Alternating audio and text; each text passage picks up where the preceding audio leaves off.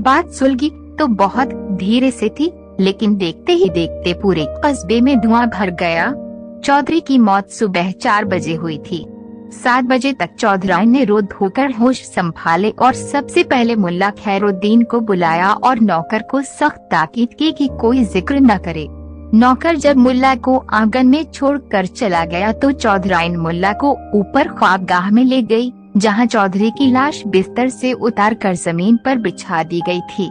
2 सफेद चादरों के बीच लेटा एक जर्दी माइल सफेद चेहरा, सफेद भौवें, दाढ़ी और लंबे सफेद बाल। चौधरी का चेहरा बड़ा नूरानी लग रहा था। मुल्ला ने देखते ही इन्नल्लाह व इन्ना अलैहि राजिऊन पढ़ा, कुछ रस्मी से जुमले कहे। अभी ठीक से बैठा भी ना था कि चौधराइन अलमारी से वसीयतनामा निकाल लाए, मुल्ला को दिखाया और पढ़ाया भी। चौधरी की आखिरी ख्वाहिश थी कि उन्हें दफन के बजाय चिता पर रख के जलाया जाए और उनकी राख को गांव की नदी में बहा दिया जाए, जो उनकी जमीन सिंचती है। मुल्ला पढ़ के चुप रहा। चौधरी ने दीन मजहब के लिए बड़े काम किए थे। गांव में हिंदू मुसलमान को एक सदान देते थे। गांव में कच्ची मस्जिद पक्की करवा दी थी। औरतों और हिंदुओं के शमशान की इमारत भी पक्की करवाई थी। अब कई वर्षों से बीमार पड़े थे, लेकिन इस बीमारी के दौरान भी हर रमजान में गरीब गुरबा की अफ्तारी का इंतजाम मस्जिद में उन्हीं की तरफ से हुआ करता था। इलाके के मुसलमान बड़े भक्त थे, उनके बड़ा अकीदा था उन पर, और अब वसीयत पढ़ के बड़ी हैरत हुई मुल्ला को कहीं झमेला ना खड़ा हो जाए। आजकल वैसे ही मुल्क की फिजा खराब हो रही थी। हिंदू कुछ ज्यादा ही हिंदू हो गए थे, मुसलमान कुछ ज्यादा मुसलमान। चौधराइन ने कहा, मैं कोई पाठ पूजा नहीं करवाना चाहती, बस इतना चाहती हूँ कि शमशान में उन्हें जलाने का इंतजाम कर दीजिए।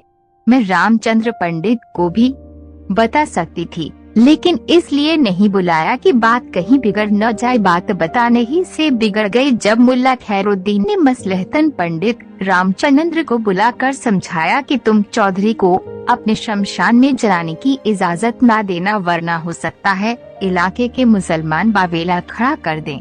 आखिर चौधरी आम आदमी तो था नहीं, बहुत से लोग बहुत तरह से उनसे जुड़े हुए हैं। पंडित रामचंद्र ने भी यकीन दिलाया कि वे किसी तरह की शर अंगेजी अपने इलाके में नहीं चाहते। इससे पहले बात फैले, वह भी अपनी तरफ के मखसूस लोगों को समझा देंगे। बात जो सुलग गई थी धीरे धीरे आग पकड़ने लगी। सवाल चौधरी और चौधराइन का नहीं है, सवाल अकीदों का है। सारी कौम, सारी कम्युनिटी और मजहब का है। चौधराइन की हिम्मत कैसे हुई कि वो अपने शौहर को दफन करने की बजाय जलाने पर तैयार हो गई। वह क्या इस्लाम के आईन नहीं जानती। कुछ लोगों ने चौधराइन से मिलने की भी जिद की। चौधराइन ने बड़े धीरज से कहा, भाइयों, ऐसी उनकी आखिरी ख्वाहिश थी। मिट्टी ही तो है, अब जला दो या दफन कर दो। जलाने से उनकी रूह को तस्कीन मिले तो आपको इतराज हो सकता है। एक साहब कुछ ज्यादा ताश में आ गए, बोले, उन्हें जलाकर क्या आपको तस्कीन होगी? जी हाँ, चौधराइन का जवाब बहुत मुख्तसर था। उनकी आखिरी ख्वाहिश पूरी करने से ही मुझे तस्कीन होगी। दिन चढ़ते चढ़ते चौधराइन की बेचैनी बढ़ने लगी। जिस बात को वह सुलह सफाई से निपटना चाहती थी वह तूल पकड़ने लगी। चौधरी साहब की इस ख्वाहिश के पीछे कोई पेचीदा प्लॉट, कहानी या राज की बात नहीं थी, न ही कोई ऐसा फलसफा था जो किसी दीन मजहब या अकीदे से जुड़ता हो। एक सीधी सादी इंसानी ख्वाहिश थी कि मरने के बाद मेरा कोई नाम व निशान ना रहे। जब हूँ तो हूँ, जब नहीं हूँ तो कहीं नहीं हूँ। बरसों पहले यह बात बीवी से हुई थी, पर जीते जी कहाँ कोई ऐसी तफसील में झांक कर देखता है। और यह बात तो उस ख्वाहिश को पूरा करना चौधराइन की मोहब्बत और भरोसे का सबूत है। ये क्या कि आदमी आँख से ओझल हुआ और आप तमाम मोह दो पैमान भूल गए। चौधराइन ने एक बार बीरो को भेजकर रामचंद्र पंडित को बुलाने की कोशिश भी की थी, लेकिन पंडित मिला ही नहीं। उसके चौकीदार ने कहा, देखो भाई, हम चलाने से पहले मंत्र पढ़ के चौधरी को तिलक जरूर लगाएंगे। अरे भाई, जो मर चुका उसका धर्म कैसे बदलेगा? तुम ज्यादा बहस तो करो नहीं। ये हो नहीं सकता कि गीता के श्लोक पढ़े बगैर हम किसी को मुख अग्नि दें। ऐसा न करे तो आत्मा हम सबको सताएगी, तुम्हें भी हमें भी। चौधरी साहब के हम पर बहुत एहसान है। हम उनकी आत्मा के साथ ऐसा नहीं कर सकते। बीरू लौट गया। बीरू जब पंडित के घर से निकल रहा था तो पन्ना ने देख लिया। पन्ना ने जाकर मस्जिद में खबर कर दी। आग जो घुट घुट कर ठंडी होने लगी थी फिर से भड़क उठी। 4-5 मुअद्दिर मुसलमानों ने तो अपना कतई फैसला भी सुना दिया। उन पर चौधरी के बहुत एहसान थे, वह उनकी रूह को भटकने नहीं देंगे। मस्जिद के पिछवाड़े वाले कब्रिस्तान में कब्र खोदने का हुक्म भी दे दिया। शाम होते होते कुछ लोग फिर हवेली पर आ धमके। उन्होंने फैसला कर लिया था कि चौधराइन को डरा धमकाकर चौधरी का वसीयतनामा उससे हासिल कर लिया जाए और जला दिया जाए। फिर वसीयतनामा ही नहीं रहेगा तो बुढ़िया क्या कर लेगी। चौधराइन ने शायद यह बात सुध ली थी। वसीयतनामा तो उसने कहीं छुपा दिया था और जब लोगों ने डराने धमकाने की कोशिश की तो उसने कह दिया, मुल्ला खैरुद्दीन से पूछ लो, उसने वसीयत देखी है और पूरी पढ़ी है, और अगर वह इनकार कर दे तो कुरान शरीफ पर हाथ रख के इनकार कर दे तो दिखा दूंगी, वरना क्या, वरना कचहरी में देखना, बात कचहरी तक जा सकती है। ये भी वाज़ेह हो गया। हो सकता है चौधराइन शहर से अपने वकील को और पुलिस को बुला ले।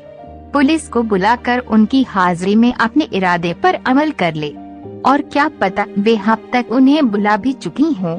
वरना शौहर की लाश बर्फ की सिलों पर रखकर कोई कैसे इतनी खुदइत्मादी से बात कर सकता है।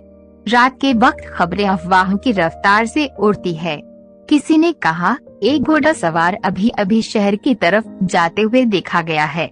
घुड़सवार ने सर और मुंह साफे से ढांप रखा था और वह चौधरी की हवेली से ही आ रहा था। एक ने तो उसे चौधरी के अस्तबल से निकलते हुए भी देखा था। खादू का कहना था कि उसने हवेली के पिछले अहाते में सिर्फ लकड़ियां काटने की आवाज ही नहीं सुनी बल्कि पेड़ गिरते हुए भी देखा है। चौधराइन यकीनन पिछले अहाते में चिता लगवाने का इंतजाम कर रही हैं। कल्लू का खून खोल उठा।